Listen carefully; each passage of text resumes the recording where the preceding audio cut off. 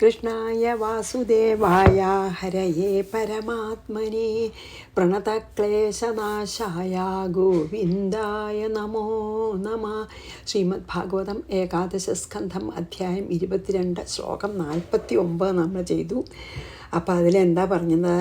ഈ സാക്ഷി മാത്രമായിട്ടുള്ള ആത്മാവ് ദേഹം അനുഭവിക്കണോ? ഒന്നും അനുഭവിക്കണില്ല. കാരണം ദേഹം ഒരു ഏതുപോലെയാണ് എന്ന് പറഞ്ഞു അല്ലേ? നമ്മളൊരു ബീജം കുഴിച്ചിട്ടിട്ട്, ഒരു നെൽമണി കുഴിച്ചിട്ടിട്ട് നെല്ലിൻ്റെ കതിരുണ്ടാവണു, അതിൽ നെല്ല് ധാരാളം നെന്മണികളുണ്ടാവണു. അത് കഴിഞ്ഞാൽ ആ നെൽച്ചെടി ചാവണു. അത് നോക്കി നിൽക്കുന്ന ഒരു കർഷകനെ പോലെയാണ് ആര്? ആത്മാവ്.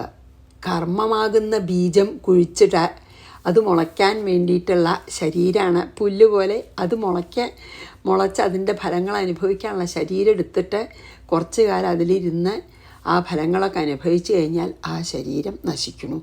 അത് കണ്ടുകൊണ്ട് നിൽക്കുന്ന ഒരു ശക്തി മാത്രമാണ്, അല്ലെങ്കിൽ അഖണ്ഡബോധരൂപമാണ് ആത്മാവ്. ഒരു കർഷകനെ പോലെ, കർഷകൻ ഒരു ബീജം നട്ട് ചെടി ഉണ്ടായി, ഫലം ഉണ്ടായി, അത് നശിക്കണത് കാണുന്ന പോലെയുള്ളൂ. നമ്മളെ അഖണ്ഡബോധരുമായിട്ടുള്ള ആത്മാവ് കർമ്മമാകുന്ന ബീജം കുഴിച്ചിട്ട് ദേഹമാകുന്ന ശരീരത്തിലിരുന്ന് അതൊക്കെ ഫലങ്ങൾ അനുഭവിച്ച് ആ ദേഹം നശിക്കണത് നോക്കി നിൽക്കുക എന്നാണ് നമ്മൾ പറഞ്ഞത് 49-ല്ലേ. അതായത് ആത്മാവിനെ ഒന്നും ബാധിക്കണില്ല എന്ന് നമ്മൾ പറഞ്ഞു. ഇനി നമുക്ക് 50 വായിക്കാം.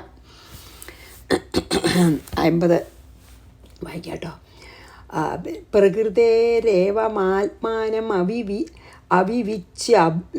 അവിവിച്യാബുധ പുമാൻ തത്വേന സ്പർശസമ്മൂഢ സംസാരം പ്രതിപദ്യതേ.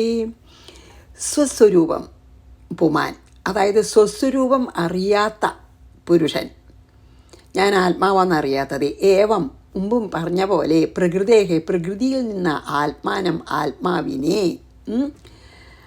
അവിവിച്യ അറിയാതെ തത്വേന സത്യം എന്ന ഉദ്ദേശത്തോടെ സ്പർശസമ്മൂഢ വിഷയങ്ങളിൽ സ്പർശം എന്ന് പറഞ്ഞാൽ ഇപ്പോൾ ഇവിടെ ഒരു ഇന്ദ്രിയെ പറഞ്ഞുള്ളൂ എന്നേ ഉള്ളൂ. ഒരു ഇന്ദ്രിയത്തിൻ്റെ സുഖമേ പറഞ്ഞുള്ളൂ. എല്ലാ ഇന്ദ്രിയങ്ങളുടെയും ഇന്ദ്രിയ സുഖങ്ങളെയും സുഖങ്ങൾ അനുഭവിക്കുന്നതിലും മുഴുകി സംസാരം പ്രതിബദ്ധതയെ ലഭിക്കുന്നു. അപ്പോൾ എന്താണ് ഇതിൽ ഈ ശ്ലോകത്തിൽ ഭഗവാൻ പറയണ വെച്ചാൽ, ഇങ്ങനെ സ്വസ്വരൂപം അറിയാത്ത ഒരാൾ, ഞാൻ ആത്മാവാണ് എന്നറിയാത്ത ഒരാൾ എന്താ ചെയ്യുക?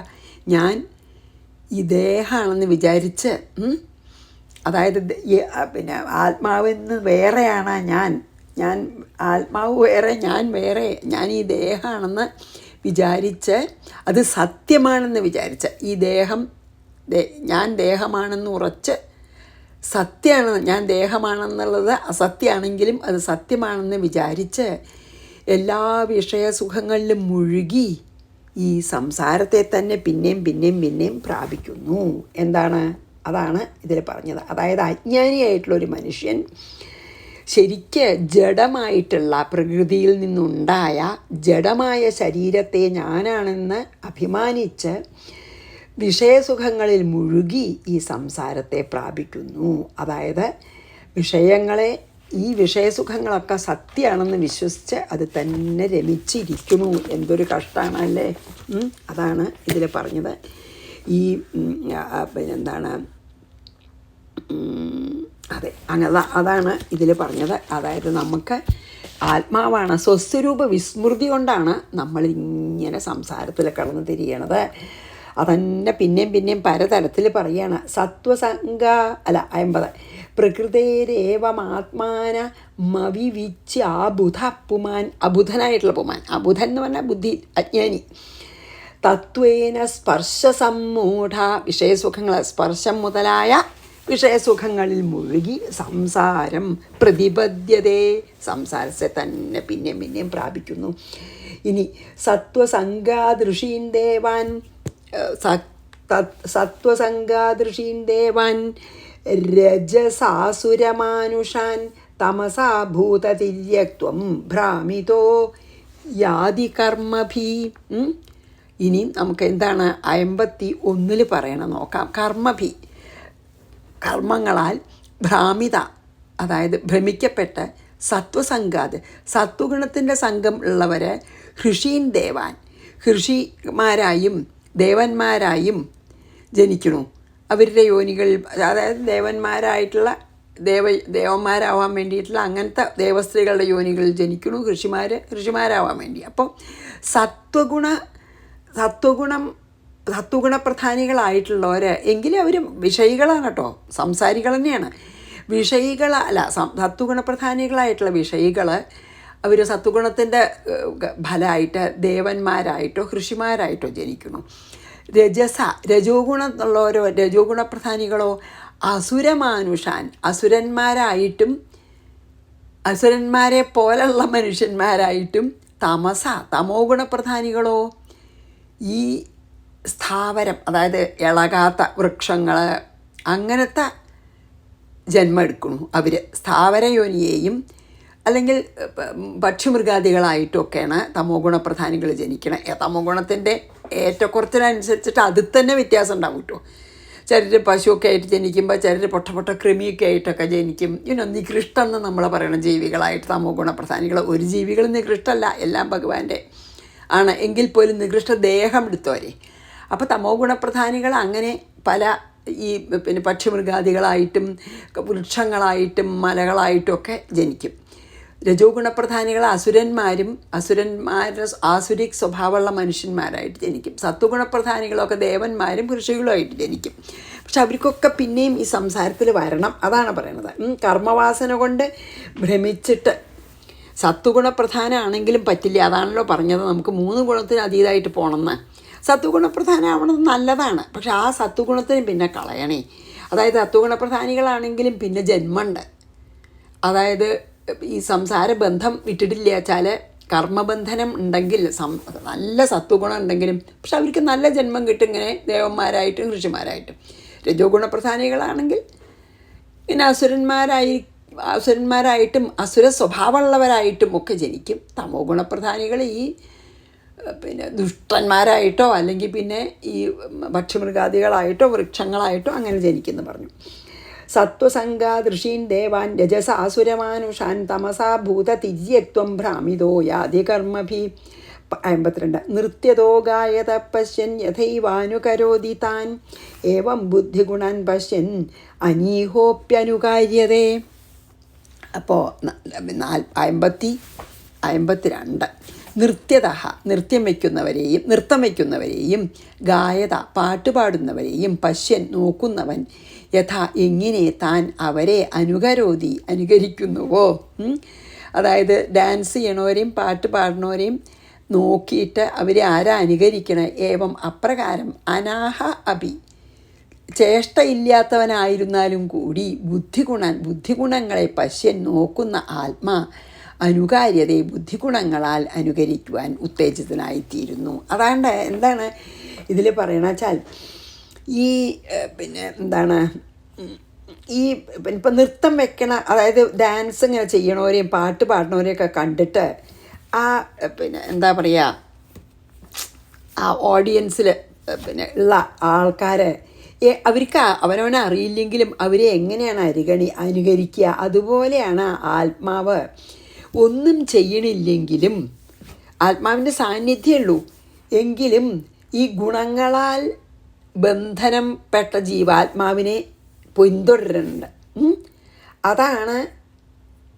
അതാണ് ഒരു വലിയ കഷ്ടം. എന്താ വെച്ചാൽ ഈ സാക്ഷി മാത്രം ആയതുകൊണ്ട് ഇങ്ങനെ അത് പോയിക്കൊണ്ടിരിക്കുകയാണ്. അതായത് എന്താ പറഞ്ഞ വെച്ചാൽ ഓക്കെ ഒരു കർമ്മഭേദങ്ങളാണെന്ന് പറഞ്ഞല്ലോ. അപ്പോൾ അതാണ്. എന്നിട്ടിപ്പോൾ ഇതിലെന്താ പറയണത് വെച്ചാൽ 52 പറയണമെന്ന് വെച്ചാൽ ഇങ്ങനെ നൃത്തം വയ്ക്കാനും പാട്ട് പാടാനും അറിയാത്ത കാണികളായിട്ട് കുറേ നൃത്തം കാണുന്നവരും പാട്ട് പാടുന്നതൊക്കെ കാണാൻ കുറേ കാണികളുണ്ടെന്ന് വെച്ചോളൂ. അതിന് നൃത്തം ചെയ്യാനും പാട്ട് പാടാൻ അറിയാത്തവരും വേണമെങ്കിൽ അതിനെ അനുകരിക്കും. അതുപോലെയാണ് ആത്മാവിന് ഇതിലൊന്നും യാതൊരു ഇഷ്ടമോ അല്ലെങ്കിൽ ഇൻട്രസ്റ്റോ ഇല്ലെങ്കിൽ പോലും ഈ ആത്മാവ് ഈ ജഡധരീരാണെന്ന് വിചാരിച്ചിരിക്കുന്നത് കൊണ്ട് ഒരു നിവൃത്തിയില്ല. ആത്മാവിനെ ഇങ്ങനെ പിന്തുടരാനേ ഈ ജീവാത്മാവിനെ പിന്തുടരാണ് ഈ ആത്മാവ്. ഇതിലൊന്നും ആത്മാവ് ഒട്ടും ഇൻവോൾവ്ഡ് അല്ല. ഈ ദേഹത്തിൻ്റെ ഒന്നിൽ തന്നെയും ഇൻവോൾവ്ഡ് അല്ലെങ്കിലും അതിൽ, അതായത് ഇപ്പോൾ എങ്ങനെയാ വെച്ചാൽ, അപ്പം ഞാൻ എന്താ അറിയുമോ, ആത്മാവ് ഇപ്പോൾ ഒരാൾ നൃത്തം വയ്ക്കുകയോ പാട്ട് പാടുകയോ ചെയ്യുമ്പോൾ അവരെ അനുഗ്രഹിക്കണ പോലെ അല്ലെങ്കിൽ അവരെ അനുകരിക്കണ പോലെ ആത്മാവ് നിഷ്ക്രിയനാണെച്ചാലും ഈ സത്വരജസ് തമോ ഗുണങ്ങളെയും അതിനോട് ചേർന്നിട്ടുള്ള അവരുടെ സ്വഭാവത്തിനൊക്കെ കണ്ട് ആ ജീവാത്മാവ് അത് തൻ്റെ ആണെന്ന് കരുതുകയാണേ. അതായത് ജീവാത്മാവിന് ഞാൻ ആത്മവിസ്മൃതി കൊണ്ട് ഈ സത്വഗുണരജ മായയിലത്തെ സത്വരജസ് തമോ ഗുണം കൊണ്ട് തന്നെ നിർമ്മിതമായിട്ടുള്ള ഈ ശരീരം ഞാനാണെന്ന് വിചാരിച്ചിട്ട് പോകുമ്പോൾ ആത്മാവ് സാന്നിധ്യം ആയിട്ട് കൂടെ പോവുക, അത്രയേ ഉള്ളൂ. അതാണ് ഇനി അതിന് ഉദാഹരണം പറയുന്നുണ്ട് കേട്ടോ. അതാണ് ഇത് ശരിക്കും എന്താ ഭഗവാൻ പറയാൻ വിചാരിക്കണ വെച്ചാൽ, നൃത്തം വെക്കണവരെയോ പാട്ട് പാടണവരെയോ കാണുന്ന ഒരാൾ അവരെ അനുഗ്രഹിക്കുമല്ലോ. മനസ്സുകൊണ്ട് ഇങ്ങനെ ഞാൻ നൃത്തം ചെയ്യാൻ വിചാരിക്കുക, എന്തായാലും അവരെ അനുഗ്രഹിക്കണ പോലെയാണ് നിഷ്ക്രിയനാണെങ്കിലും ഈ സത്വരജസ് തമോ ഗുണോ ബുദ്ധികളെ കണ്ട് ഈ ജീവാത്മാവ് ആത്മാവ് ഞാൻ സർവവ്യാപിയായിട്ടുള്ള ആത്മാവാണെന്ന് മറന്നിട്ട് ഞാൻ ഈ ജഡശരീരത്തിൻ്റെ ഗുണങ്ങളൊക്കെ ചേർന്ന ആളാണെന്ന് വിചാരിച്ചിട്ട് എല്ലാം അനുഭവിക്കും. ആത്മാവ് സാന്നിധ്യമായിട്ട് ഇങ്ങനെ സാക്ഷി മാത്രമായിട്ട് നിൽക്കും. അതാണ് ഇതിൽ പറഞ്ഞത്. അതായത് പിന്നെ എന്താ വെച്ചാൽ അതിപ്പോൾ എന്താ പറയണ വെച്ചാൽ, ഈ ഒരൊറ്റ ഉദാഹരണം കൊണ്ട് ഈ നമുക്ക് ഒരു ഇതിങ്ങനെ കാണുന്ന സമയത്ത് ഇപ്പം എന്തെങ്കിലും നമ്മൾ ദ്രഷ്ടാവാണ്, നമ്മൾ നോക്കി നിൽക്കുകയാണ്. ഒരു ദൃശ്യം കാണുമ്പോൾ നമുക്ക് ദൃശ്യത്തിൻ്റെ അനുഭവം നമുക്കില്ലെങ്കിലും നമ്മൾ അനുഭവിക്കണ പോലെ തോന്നൂല. അപ്പോൾ ഉദാഹരണമായിട്ട് ഒരാൾ വേദന കൊണ്ട് പിടയുകയാണ് വിചാരിച്ചോളൂ, നമ്മൾ ആ വേദന അനുഭവിക്കണമെന്നില്ല. ദ്രഷ്ടാവ്, ആ കാണുന്ന ആൾ, the one who observes that, observer അത് അനുഭവിക്കുന്നില്ല. പക്ഷെ അനുഭവിക്കണ പോലെ നമുക്ക് തോന്നും കുറച്ചൊക്കെ, ഇല്ലേ? അതാണ്. അല്ലെങ്കിൽ സുഖമാണെങ്കിൽ നമുക്ക് നല്ല സ്നേഹമുള്ളവരോ അല്ലെങ്കിൽ അങ്ങനെയുള്ളപ്പോൾ നമുക്ക് എന്ത് കാര്യമാണെങ്കിലും വേറൊരാൾ അനുഭവിക്കണത് ഒബ്സർവ് ചെയ്യുമ്പോൾ കൈൻഡ് ഓഫ് നമുക്കത് അനുഭവിക്കുന്ന പോലെ തോന്നും. അതാണ് പറയണത്. അതായത് ദ്രഷ്ടാവിൽ ദൃശ്യം നമ്മളെന്താ കാണുക വെച്ചാൽ അതിൻ്റെ ധർമ്മമൊന്നും ഇല്ലാച്ചാലും നമുക്ക് തോന്നും, അതിനെപ്പറ്റി കുറച്ചൊരു നമ്മൾ ഫീൽ ചെയ്യുമെന്ന് പറയുകയാണ്. അതുപോലെയാണ് ഈ ആത്മാവിനെ, ഈ ജീവാത്മാവിൻ്റെ സൂക്ഷ്മ ശരീരത്തിൻ്റെ ഇതൊക്കെ ആത്മാവ് കാണുന്നുണ്ട്, ഒന്നും അവനവൻ അനുഭവിക്കണില്ല, അങ്ങനെ നിൽക്കുകയാണ്. നമ്മളൊരു ഒബ്സർവറായിട്ട് നിൽക്കുമ്പോൾ നമ്മൾ ആ കൃഷിക്കാരൻ്റെ ഒക്കെ കാര്യം പറഞ്ഞില്ല, അതുപോലെ തന്നെ. ഇനി 53 യഥാംബസ പ്രചലത തരവോപി ചല ഇവ ചക്ഷുഷ ഭ്രാമ്യമാണേന ദൃശ്യതേ ഭ്രമതീവ ഭൂഹു. 53 പ്രചലത, അല്ലെങ്കിൽ സഞ്ചരിക്കുന്ന ചലിക്കുന്ന, അംബസ ജലത്താൽ, ഇളകുന്ന ജലത്താൽ, തരവാഹ അഭി അതിൽ പ്രതിബിംബിക്കുന്ന മരങ്ങളോ സൂര്യനോ ഒക്കെ, ചലാഹ ഇവ ഇളകുന്ന പോലെ, ഭ്രാമ്യമാണേന തോന്നൂലോ, ചക്ഷുഷ കണ്ണാൽ, ഭൂഹു ഭൂമി, ഭ്രമതി ഇവ ചുറ്റുന്നത് പോലെ, ദൃശ്യത കാണപ്പെടുന്നത്, യഥാ എപ്രകാരമോ അപ്രകാരം തന്നെ ഈ ശരീരത്തിലുള്ള ധർമ്മങ്ങളൊക്കെ ആത്മാവിനുണ്ട് തോന്നും. എന്താണ് സങ്കടം അല്ലേ? അതാണ് കഷ്ടം. അത് വളരെ നല്ലൊരു ഉദാഹരണമാണ്. ഇതിലും കുറച്ചും കൂടിയും കൺവിൻസിങ് ആയിട്ടൊരു ഉദാഹരണമാണ്. എന്താണെന്നറിയോ, ഇപ്പോൾ പിന്നെ ജലം ഇങ്ങനെ ഇളകുണ്ടാവും, കാറ്റ് വന്നിട്ട് ഇളകുണ്ടെങ്കിൽ അതിൽ പിന്നെ പ്രതിബിംബിക്കുന്ന അല്ലെങ്കിൽ അതിൽ പ്രതിഫലിക്കുന്ന വൃക്ഷങ്ങളും ആകാശവും ഒക്കെ ഇളകണ പോലെ തോന്നും നമുക്ക്, ഇല്ലേ? വെള്ളത്തിൽ നല്ല വെള്ളം ഇങ്ങനെ നന്നായിട്ട് ഒരു കാറ്റും ഇല്ലാത്തപ്പോൾ ഈ വൃക്ഷങ്ങളുടെ നിഴലും ആകാശത്തിൻ്റെ ഇതൊക്കെ പ്രതിബിംബമൊക്കെ ശരിക്ക് കാണാൻ പറ്റും. പക്ഷേ കാറ്റ് വന്നിട്ട് വെള്ളം ഇളകിയാൽ ആ വൃക്ഷങ്ങളും ആകാശമൊക്കെ ഇളകണ പോലെ തോന്നും. അതേപോലെ തന്നെ നമുക്ക് പിന്നെ തല തിരിയുകയാണെങ്കിൽ ഭൂമി മുഴുവൻ കറങ്ങുക തോന്നുമല്ലോ. അതുപോലെയാണ് അങ്ങനെ ഇപ്പം നമുക്ക് തലതിരിച്ചിട്ടുണ്ടെങ്കിൽ നമുക്ക് ഭൂമി മുഴുവൻ ഇപ്പോൾ വെർട്ടിഗോ ഒക്കെ വന്നാൽ അങ്ങനെ ആൾക്കാർ പറയും ഭൂമി മുഴുവൻ ചുറ്റുന്ന പോലെ തോന്നുന്നത്. ശരിക്കും ചുറ്റേണ്ട ഭൂമി, പക്ഷെ അത്ര വേഗം ചുറ്റണമൊന്നുമില്ല. അപ്പോൾ നമുക്ക് തോന്നലുണ്ട്. അതുപോലെയാണ് ഈ വളരെ നൈമിഷികമായിട്ടുള്ള അസ്തിത്വം ഉള്ള ഈ ദേഹേന്ദ്രിയത്തിൻ്റെ ധർമ്മങ്ങളൊക്കെ ജീവിതധർമ്മങ്ങൾ പോലെ തോന്നുകയാണ് ആത്മാവിനും. കാരണം ആത്മാവിന് തോന്നുക വെച്ചാൽ അങ്ങനെയല്ല, ഈ ജീവാത്മാവിന് ഇതൊക്കെ ശരിക്കുണ്ട് തോന്നുകയാണ്. എന്താ കാരണം വെച്ചാൽ ഭ്രമം കൊണ്ടാണ്. അപ്പോൾ ദേഹേന്ദ്രിയാദികളുടെ ധർമ്മങ്ങളൊക്കെ എൻ്റെ ധർമ്മങ്ങളാണെന്ന് തോന്നുകയാണ് സ്വസ്വരു ആത്മവിസ്മൃതി കൊണ്ട് ഈ ജീവാത്മാവിന്. അത് നല്ല ഉദാഹരണമല്ലേ?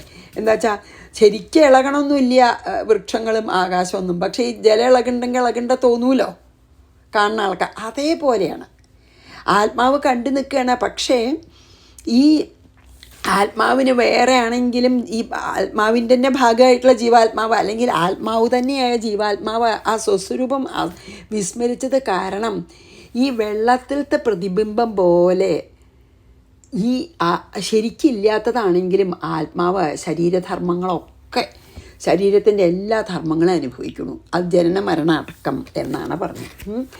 യഥാംബസോ അല്ലെ വൃക്ഷങ്ങളെ പോലെ പ്രതിബിംബത്തിലത്തെ യഥാംബസ പ്രചലത തരവോപി ചല ഇവ ചക്ഷുഷ ഭ്രാമ്യമാണേന ദൃശ്യതേ ഭ്രമാണത്. ഭ്രമദീവ ഭൂഹു, അതായത് കണ്ണ് നമുക്ക് തല തിരിയുണ്ടെങ്കിൽ ഭൂമി മുഴുവന് തിരിയണ പോലെ തോന്നൂലോ. അതൊരു ശരിക്കില്ലല്ലോ, പക്ഷെ തോന്നും. അതേപോലെയാണ് ഈ ജീവാത്മാവ് പരമാത്മാവ് തന്നെയാണ്. പക്ഷെ ആ പരമാത്മാവാണെന്നുള്ള വിസ്മൃതിയിൽ ജീവാത്മാവിന് ഈ ശരീരധർമ്മങ്ങളൊക്കെ തൻ്റെ ധർമ്മങ്ങളാണ് തോന്നുകയാണ്. ഇനി എന്താണ് 54 വായിക്കാം. യഥാ മനോരഥധിയോ വിഷയാനുഭവോ മൃഷ സ്വപ്നദൃഷ്ടാശ്ച ദാശാർഹ തഥാ സംസാരമാത്മനഃ. അപ്പോൾ നമുക്ക് 54 അർത്ഥം നോക്കാം. ദാശാർഹ, ഹേ ദാശാർഹ, വിളിക്കണം ഉദ്ധവനെ.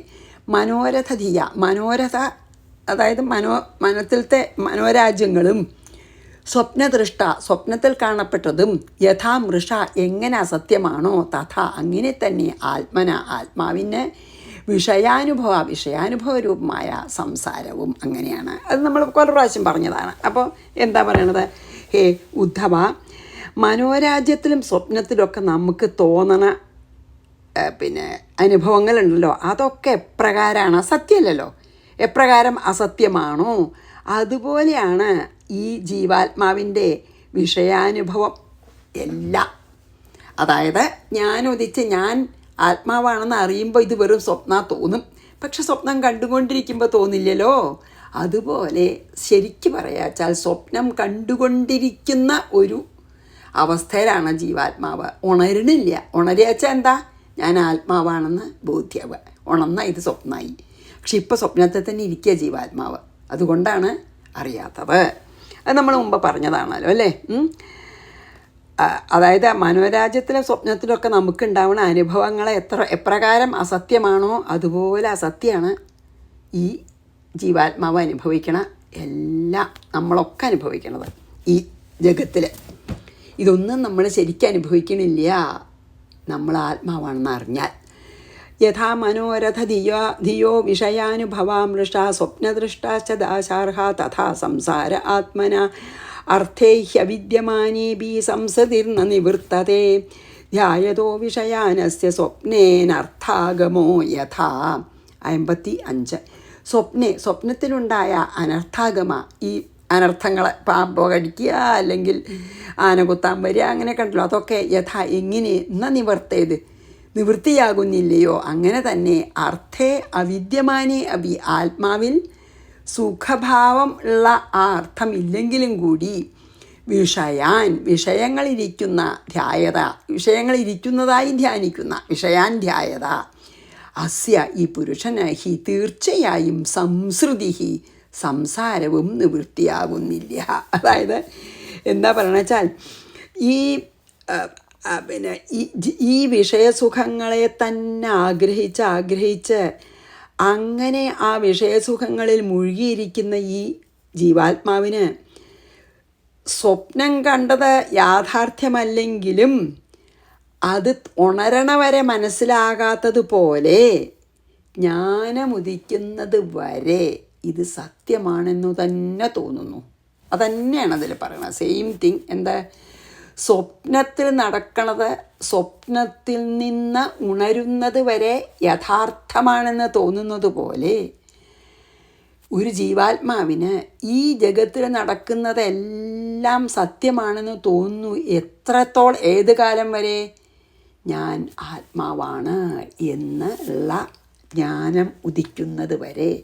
അപ്പോൾ ഇവിടെ ഉറങ്ങണ ആളെ സ്വപ്നം കാണുന്ന ആളാണ് നമ്മുടെ ജീവാത്മാവ്. എപ്പോഴാണ് ആ സ്വപ്നം കാണുന്ന ആൾക്ക് സ്വപ്നമായിരുന്നു യാഥാർത്ഥ്യമല്ല തോന്നുക? സ്വപ്നത്തിൽ നിന്ന് ഉണരുമ്പോൾ. അതേപോലെ ജീവാത്മാവ് ഇപ്പോൾ നമ്മൾ അനുഭവിക്കുന്നതൊക്കെ സ്വപ്നം പോലെയാണെന്ന് നമുക്ക് എപ്പോഴാണ് മനസ്സിലാവുക? നമ്മളെ ജ്ഞാനം ഉണരുമ്പോൾ, അല്ലേ? അതാണ് ഇതിൽ പറഞ്ഞത്. അർത്ഥേ ഹ്യവിദ്യമാനേബി സംസതിർന്ന നിവൃത്തതേ ധ്യായതോ വിഷയാനസ്യ സ്വപ്നേ നർത്ഥാഗമോ സ്വപ്നേനർത്ഥ അനർത്ഥം സ്വപ്നേ അനർത്ഥാഗമോ തഥാ യഥാ. നമ്മൾ സ്വപ്നത്തിൽ പേടിയൊക്കെ വരുമ്പോൾ ശരിക്കും പേടിക്കുമല്ലോ ഉണരുന്നത് വരെ. തസ്മാദുദ്ധവ മാ ഭുങ്ക്ഷ്വ വിഷയാൻ അസതീന്ദ്രിയൈ ആത്മാഗ്രഹണ നിർബാധം പശ്യ വൈകൽപ്പികം ഭ്രമം. അപ്പോൾ ഉദ്ധവ തസ്മാത് അതുകൊണ്ട് അസമിന്ദ്രിയൈഹി ബാഹ്യ അതായത് പുറത്തേക്ക് മാത്രം ദൃഷ്ടി പതിക്കുന്ന ഇന്ദ്രിയങ്ങളെയും കൊണ്ട് വിഷയസുഖങ്ങളെ മാം ഭുങ്ക്ഷ അനുഭവിക്കാതിരിക്കൂ. മാ ഭുങ്ക്ഷ ചാൽ അരുതെന്ന്, അരുതെന്ന്, അങ്ങനെ അനുഭവിക്കാതിരിക്കൂ. ആത്മാഗ്രഹണ നിർബാധം ആത്മസ്വരൂപം അറിയാഞ്ഞതിനാൽ ഉണ്ടായ വൈകൽപ്പികം ഈ വികല്പങ്ങളെ അല്ലെങ്കിൽ ഈ സുഖദുഃഖങ്ങളെയൊക്കെ ഭ്രമം പശ്യ വെറും ഭ്രമമാണെന്ന് മനസ്സിലാക്കൂ. അതുകൊണ്ട് എന്താ ഭഗവാൻ പറയണ? ഉദ്ധവ, അതുകൊണ്ട് ഇന്ദ്രിയങ്ങളുടെ പിന്നാലെ വിഷയസുഖങ്ങൾ ലഭിക്കാൻ വേണ്ടി ഇന്ദ്രിയങ്ങളെ ബാഹ്യമായിട്ട് പുറത്തേക്ക് വിടാതിരിക്കൂ. അതായത് ഇന്ദ്രിയങ്ങളെ പുറത്തേക്ക് വിട്ടിട്ട് വിഷയസുഖങ്ങൾ അനുഭവിക്കാനുള്ള ആഗ്രഹത്തെ നശിപ്പിക്കൂ. ആ ആഗ്രഹം വേണ്ട. ഇനി ആ വിഷയസുഖം അനുഭവിക്കാതിരിക്കൂ. അങ്ങനെയാണെങ്കിൽ വിഷയങ്ങളെ ഇങ്ങനെ ആസക്തിപൂർവം അനുഭവിക്കാതിരിക്കൂ. എന്താ വെച്ചാൽ അതൊക്കെ വെറും സങ്കല്പമാണ്, ഭ്രമാണ്. ഇത് വെറും ഭ്രമാണെന്ന് നമുക്ക് മനസ്സിലാവും ആത്മാവിനെ നമ്മൾ ഇന്ദ്രിയങ്ങളെ ഉള്ളിലേക്ക് വലിച്ചിട്ട് ആത്മാവിനെ അന്വേഷിക്കാൻ തുടങ്ങൂ. ഇന്ദ്രിയങ്ങളെ പുറത്തേക്കിട്ടിട്ട് വിഷയസുഖങ്ങളുടെ പിന്നാലെ പോവാതിരിക്കൂ. ഇന്ദ്രിയങ്ങളെ അകത്തേക്ക് വലിച്ച് ആത്മാവിലേക്ക് കൊണ്ടുപോകൂ. അപ്പോൾ ഇത് വെറും ഭ്രമാണ്. അതുകൊണ്ട് ഇന്ദ്രിയസുഖങ്ങളുടെ പിന്നാലെ പോണത് നിർത്തൂ എന്നാണ് പറഞ്ഞത്. തസ്മാദുദ്ധവം മാ ഭുങ്ക്ഷ്വ, ഇനിയും ഇന്ദ്രിയസുഖം അനുഭവിക്കേണ്ടെന്ന്.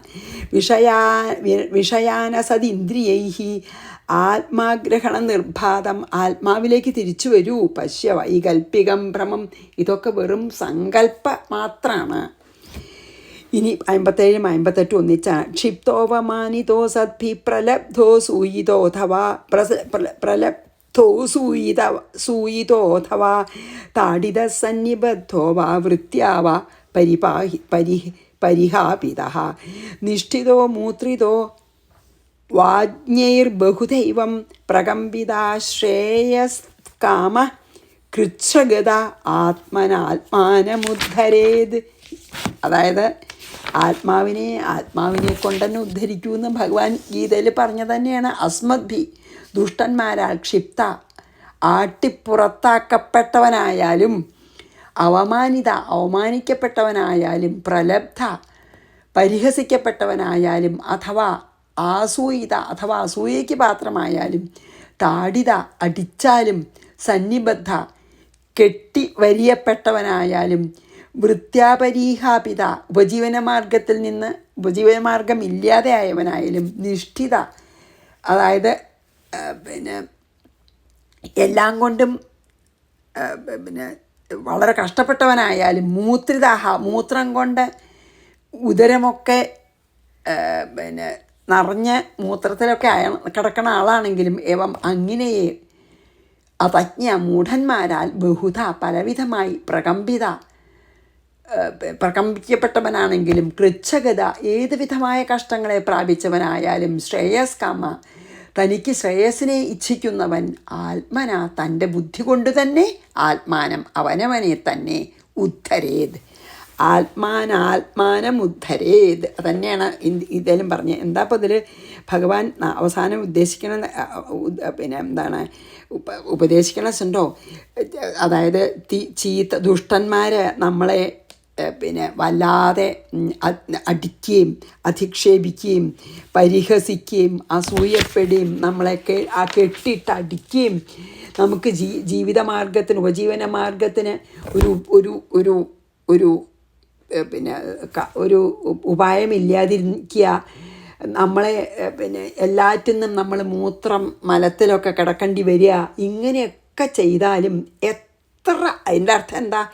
എത്ര വലിയ വിഷമവും ദുഃഖവും ആപത്തും വന്നാലും ശ്രേയസ് ആഗ്രഹിക്കുന്ന ഒരാൾക്ക് എന്ത് പറ്റും? തൻ്റെ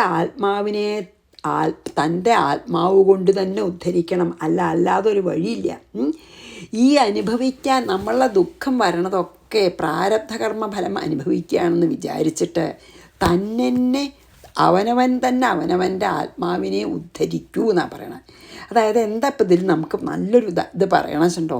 ഭഗവാൻ എത്ര പ്രതികൂലമായിട്ടുള്ള സാഹചര്യങ്ങളും പ്രതികൂലമായിട്ടുള്ള അനുഭവങ്ങളും, പ്രതികൂലാനുഭവം എന്ന് പറഞ്ഞാൽ ദുഃഖം അല്ലേ, എത്ര പ്രതികൂലമായിട്ടുള്ള അനുഭവങ്ങളും പ്രതികൂലമായ സാഹചര്യത്തിലും ഒക്കെ നമ്മൾ പെട്ടാലും നമുക്ക് ശ്രേയസ് ആഗ്രഹിക്കുന്നുണ്ടെങ്കിൽ നമ്മൾ ആത്മാവിനെ നമ്മൾ ഗിവപ്പ് ചെയ്യരുതെന്ന്. ഗിവപ്പ് ചെയ്യാതെ നമ്മൾ എന്നെ കൊണ്ടൊന്നും പറ്റില്ല എന്ന് പറഞ്ഞ് എന്താച്ചാവട്ടെ എന്ന് വിചാരിക്കാതെ ആത്മാവിനെ കൊണ്ട് തന്നെ ആത്മാവിനെ ഉദ്ധരിക്കൂ, അതല്ലാതെ വഴിയില്ല. അപ്പം നമ്മളോട് ഇപ്പം ഇതിൽ പ്രത്യേകം പറഞ്ഞത് എന്താ വെച്ചാൽ എത്ര പ്രതികൂലമായിട്ടുള്ള സാഹചര്യം ഉണ്ടെങ്കിലും എത്ര പ്രതികൂലമായിട്ടുള്ള അനുഭവം ഉണ്ടെങ്കിലും നിങ്ങൾ ശ്രേയസ്കരമായിട്ടുള്ള ആ വഴിയിൽ നിന്ന് വ്യതിചലിക്കരുത്. ആത്മാവിനെ കൊണ്ട് തന്നെ ഉദ്ധരിക്കൂ. മനസ്സിനെ ഉപയോഗിച്ച് മനസ്സിനപ്പുറത്ത് പോയി എന്നെ പ്രാപിക്കൂ. ഗുണങ്ങളെ ഉപയോഗിച്ച് ഗുണങ്ങൾക്ക് അതീതനായ എന്നെ പ്രാപിക്കൂ എന്നാണ് ഇതിൽ ഭഗവാൻ വളരെ നമുക്ക് പ്ലെയിൻ വേർഡ്സിൽ പറഞ്ഞു തരികയാണ്. നിങ്ങൾ ഗിവപ്പ് ചെയ്യരുത്. എത്ര ദുഃഖം വന്നാലും എന്നെ തന്നെ പ്രാപിക്കണം എന്നുള്ള ആ ഒരൊറ്റ വാശിയോടുകൂടി മനസ്സിനെ മനസ്സുകൊണ്ട് തന്നെ ഉപയോഗിച്ച് മനസ്സിന് അതീതമായി പോകുന്നു. ഇനി 2 ശ്ലോകം കൂടിയുള്ളൂ, അതും കൂടി അങ്ങോട്ട് ചെയ്യാം ഞാൻ. അപ്പോൾ ഉദ്ധവൻ ഇത് ഉപസംഹരിക്കുകയാണ്. ഉദ്ധവ വാച യഥൈവ മനുബുദ്ധേയം വദനോ വദതാം വരാ സുദുസ്സഹമിമം മന്യ ആത്മന്യസതിക്രമം. പിന്നത്തെ എന്താ പറയണേ? വദതാം വര. അപ്പോൾ ഉദ്ധവൻ പറയാണ്, വദതാം വര, സംസാരിക്കുന്നവരിൽ ഏറ്റവും ശ്രേഷ്ഠനായിട്ടുള്ള ഭഗവാനെ, ഇത്ര നല്ല വാക്ക് പറയാനേ, ഇമം ഈ അതിക്രമം, അസത്തുക്കളാൽ ചെയ്യപ്പെടുന്ന ഈ അതിക്രമത്തിനെ, ദുഷ്ടന്മാരെ, ആത്മതി മനസ്സിൽ സുദുസ്സഹം മന്യേ, സഹിക്കുവാൻ അസാധ്യമായി കരുതുന്നു.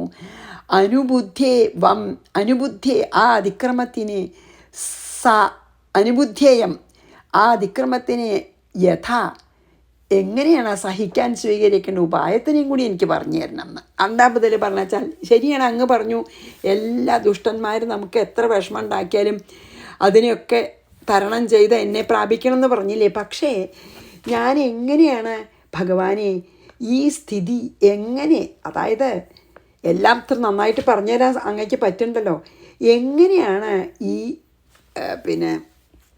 ഇങ്ങനത്തെ കടുത്ത സാഹചര്യങ്ങളിലൊക്കെ ഞാൻ സഹിച്ച് എങ്ങനെ ഞാൻ അതിന് ശക്തനായിത്തീരുന്നും കൂടിയും പറഞ്ഞു തരുമെന്ന് പറയാണ്.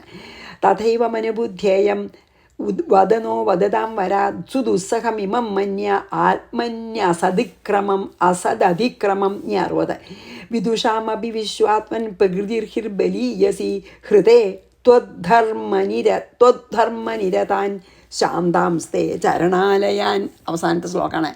എന്താച്ചാൽ വിശ്വാത്മൻ, ഹേ സർവസ്വരൂപിയായിട്ടുള്ള ത്വദ്ധർമ്മനിരതാൽ, തങ്ങളുടെ സേവയിൽ വ്യാപൃതനും, അതായത് സ്വന്തം ധർമ്മം ചെയ്യുന്നവനും, തേ ചരണാലയാൽ തങ്ങളുടെ ചരണങ്ങളെ ആശ്രയിച്ചു വരും, അങ്ങയുടെ ചരണങ്ങളെ ആശ്രയിച്ചു വരും.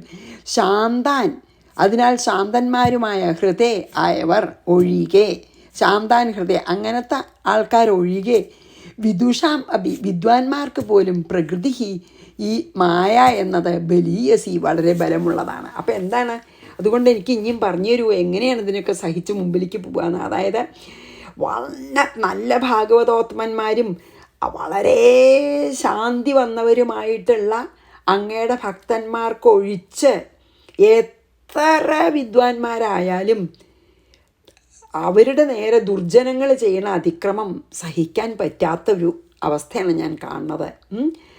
എന്താ വെച്ചാൽ ഈ മായയുടെ ആ ശക്തി ഉണ്ടല്ലോ, അത് വളരെ വലുതാണ്. അത് ആ മായയെ അത്ര എളുപ്പത്തിലൊന്നും കീഴടക്കാൻ പറ്റില്ല.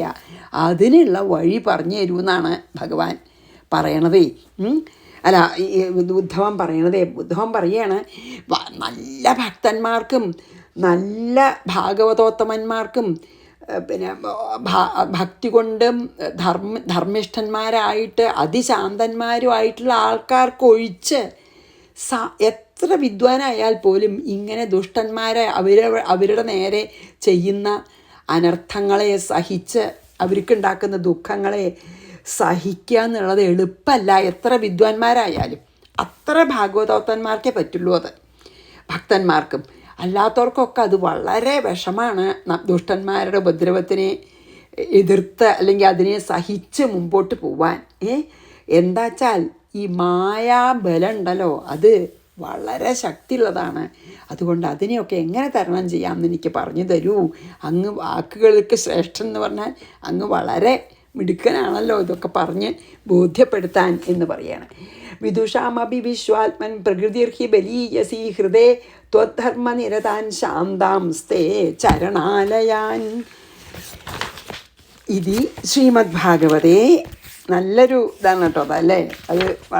അത് കുറച്ച് അടുത്ത പ്രാവശ്യം ഞാൻ ബാക്കി പറയാത്തത് പറയാം. ഇത് ശ്രീമദ് ഭാഗവതേ പിന്നെ ഏകാദശ സ്കന്ധേ പാരമഹംസ്യം സംഹിതായം തത്വസംഖ്യാനിർണയോ നാമ 12 സമാപ്ത. ശ്രീകൃഷ്ണാർപ്പണമസ്തു. കുറച്ചും കൂടി ശരിക്കും പറയാനുണ്ട്, അത് ഞാൻ അടുത്ത പ്രാവശ്യം പറയാം. ശ്രീകൃഷ്ണാർപ്പണമസ്തു. സർവത്ര ഗോവിന്ദനാമ സങ്കീർത്തനം. ഗോവിന്ദ ഗോവിന്ദ. ഗുരുവായൂരപ്പ ശരണം. സമസ്താപരാധം ക്ഷമസ്വമേ.